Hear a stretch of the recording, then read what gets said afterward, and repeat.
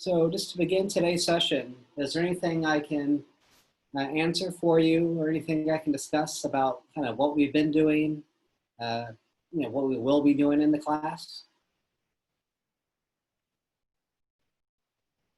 Yeah, I got a question. Okay. So the book we was just reading, I was wondering, do we still need it, and can I start ordering the other book that we're using? Yeah, so we're done with the Laroe book for the semester. I don't see where you would need it in terms of, a future assignment, but, you never know. It may come back into play when you're, writing another paper or something. But, I think you'd be fine, if you wanted to get rid of it.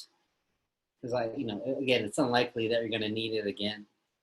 Now, for the second book, we're going to be getting into soon. That's all online for you. So the different chapters we're going to be reading, I put in the D2L site, just like you did for your reading and reaction papers.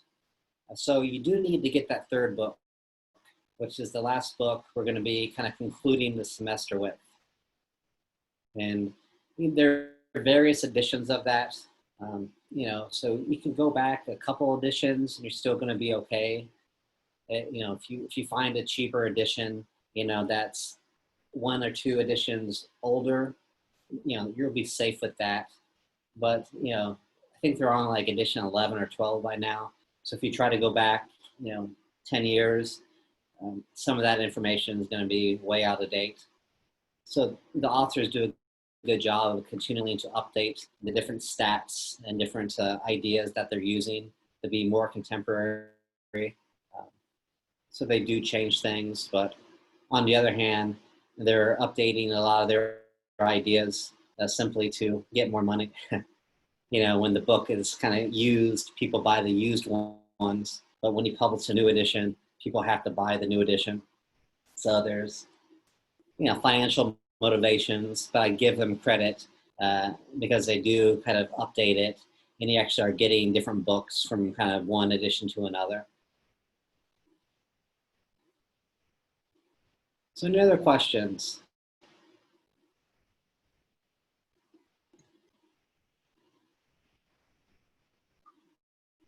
All right, so let me just spend a few minutes talking about where we're going in the class.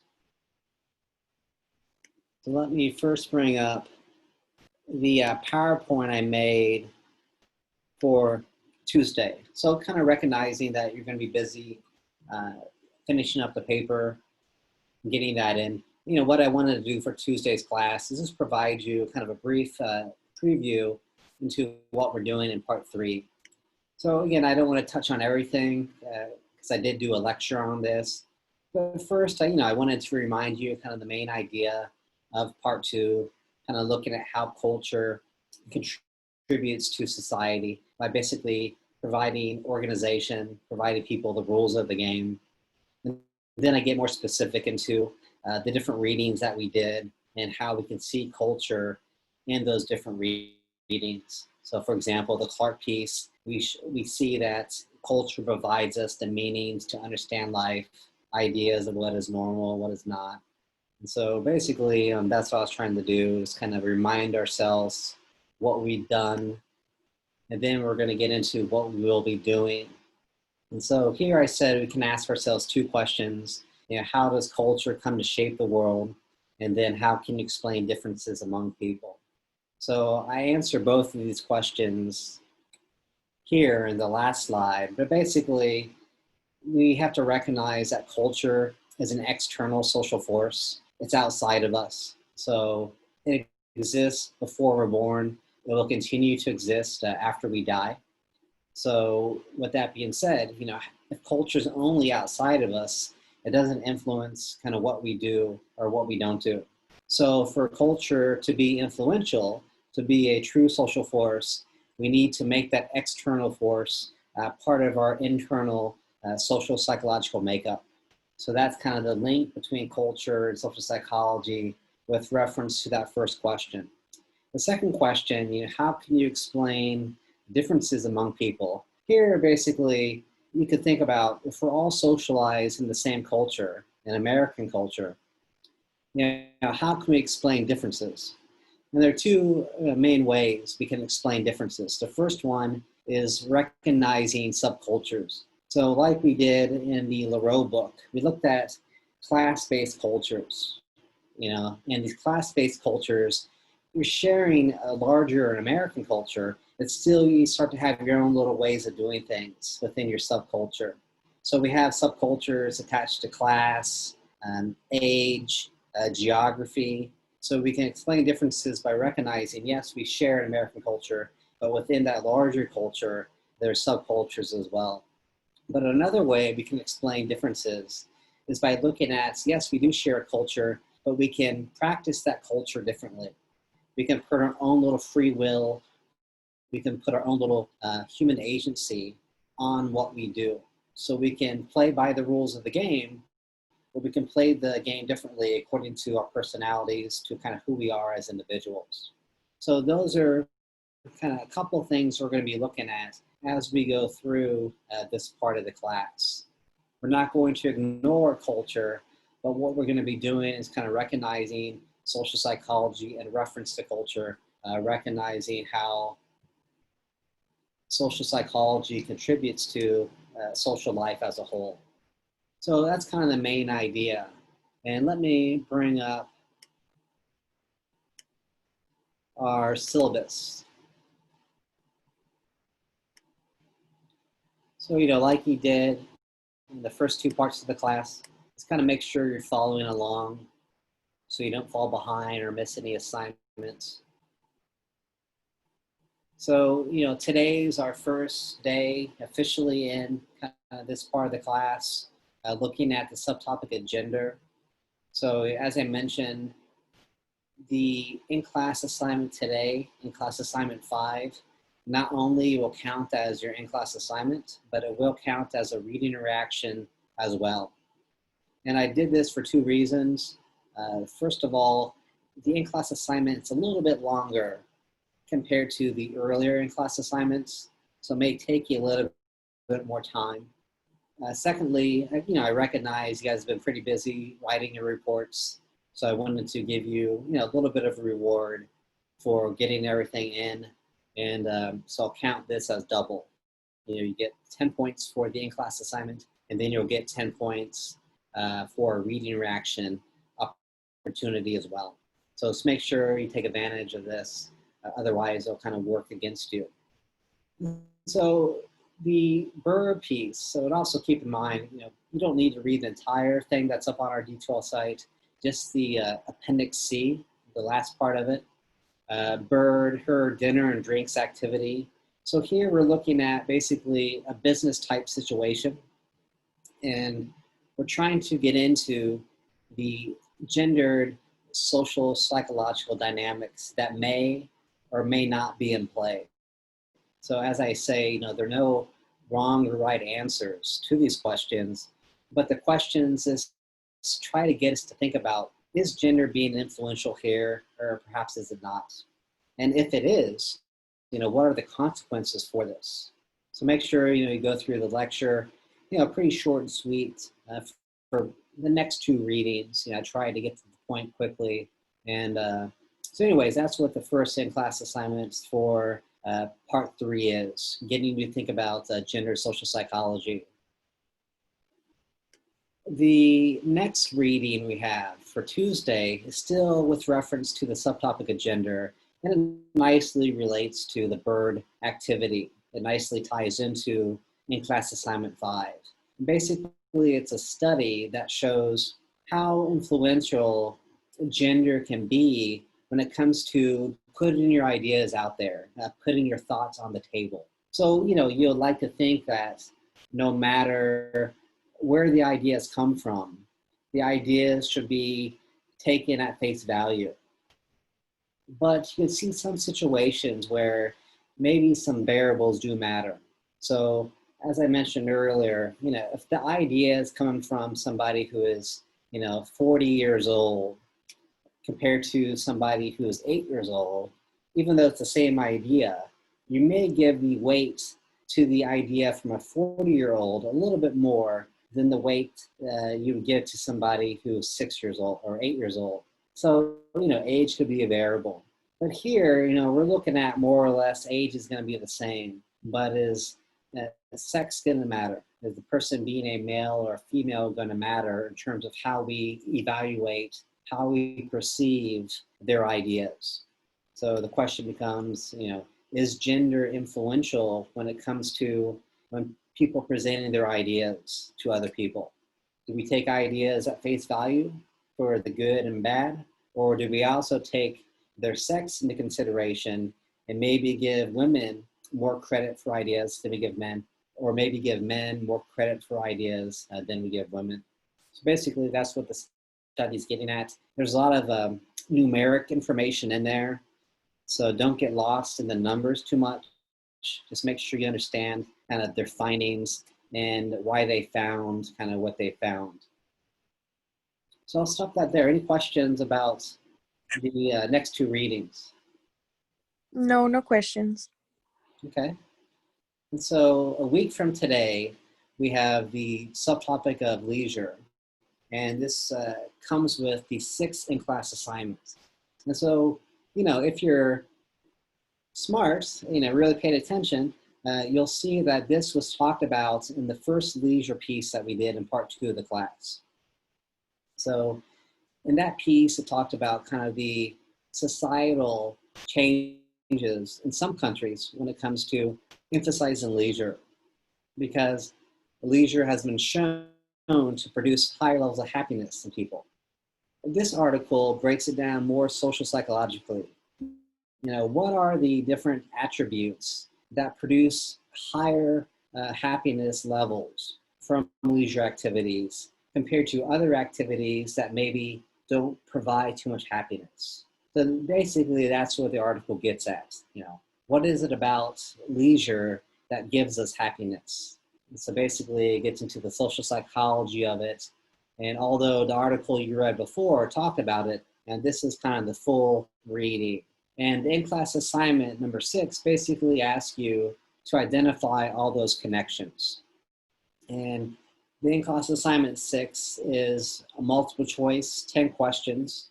But keep in mind that, although it is kind of multiple choice, and I'll be grading it as multiple choice, you still do get the full 10 points for just completing the assignment. So I say this not to make you take the assignment less seriously, but I say this just to make sure you get through it, make sure you're getting enough out of it that you're learning from the reading.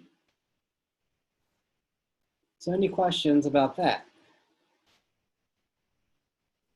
No, no questions. Okay, and so if I haven't already uploaded the guidelines for book report 2, I will be doing that tomorrow. They're finished. I finished them last night, but I just don't remember if I uploaded them or not. So the guidelines for book report 2 will be there sooner than later. And you'll see that they nicely mirror kind of what we did in the first book report.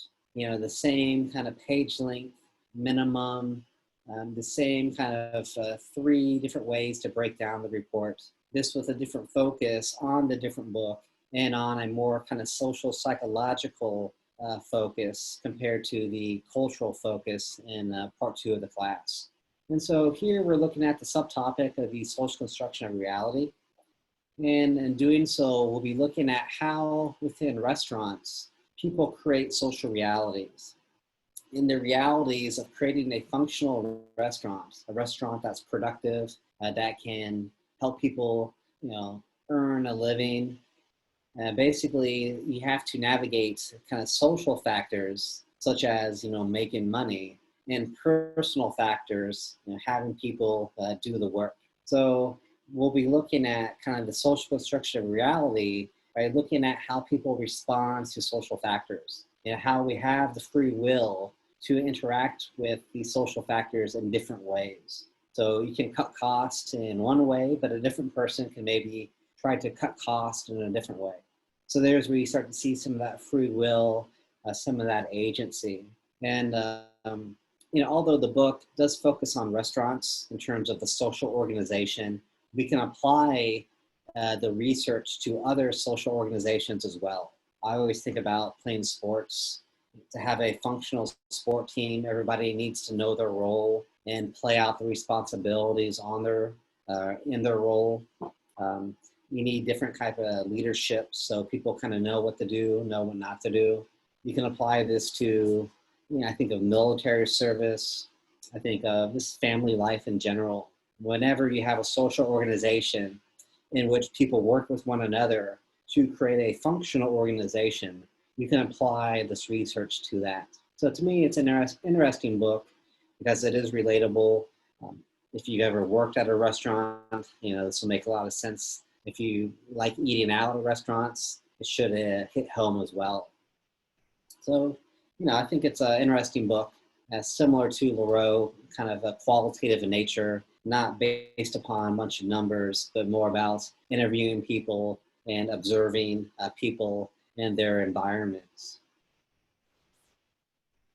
So we'll have plenty of time to, get through the second report. And then at the end of the month and at the beginning of next month, we'll be wrapping up part 3 by looking at kind of social psychological dimensions of race and of social class. So the class article kind of gets into the subjective well-being that we've talked about with leisure. But rather than looking at leisure, the question becomes, does one's class background actually promote people feeling better about themselves compared to people who are in a different class background? Then if so, why is that? What's going on to make people of one class happier compared to people of another class? And then the article on racial bias looks at some institutional dimensions of race, but also kind of digs into kind of the social psychology of racial bias. Often we have these different racial biases when it comes to different situations, and we don't even know we have them. They're very automatic, very unconscious. So just kind of, looking at, I follow the NBA, professional basketball. And so right now, there's a player on the Miami Heat, Hero, and he's a white player, and he gets a lot of attention that I think an African American player wouldn't get just because he's white. Because there's an expectation that white players won't be so athletic, they won't be as smooth, they won't play without effort as much as African American players. So although he's good, he's a really good player, I think he gets maybe a little bit more attention than an African American player with the same skill sets, with the same kind of style of playing. But again, we don't think about those things, so it's nothing that we're doing wrong or right intentionally. But when you start to see how these racial biases play out in certain situations, they can lead to inequalities that shouldn't be there. They can lead to prejudice and discrimination that shouldn't be there as well. And I remember going back to the NBA, I think it was one of the Barry sons, Rick Barry's kids that played in the NBA, and they're white. And he said in the NBA draft, the whiteness of the players works against them. They don't go as high as they could go because people see them not only as a player, but as a white player. And that comes with some negative connotations, again, not being as skillful, not being as athletic compared to other players. So we'll start to kind of look at things in terms of what's going on social psychologically that contributes to people having racial bias, even though we're not even aware of it. So again, just a brief overview of kind of what we will be doing in this part of the class, the focus on social psych, but kind of turning the attention back to our subtopics like we did in part 2. So any questions? No questions. Okay. So, what I'll do now is, invite you to feel free to leave for today. I appreciate you guys, joining and, contributing. But if you have other obligations, feel free to go, and I'll be doing this again next week. If you want to hang out and talk more individually, I'll stop recording now, and we'll have time to discuss anything you want to discuss. So thanks again. Thank you. Have a good day. You too.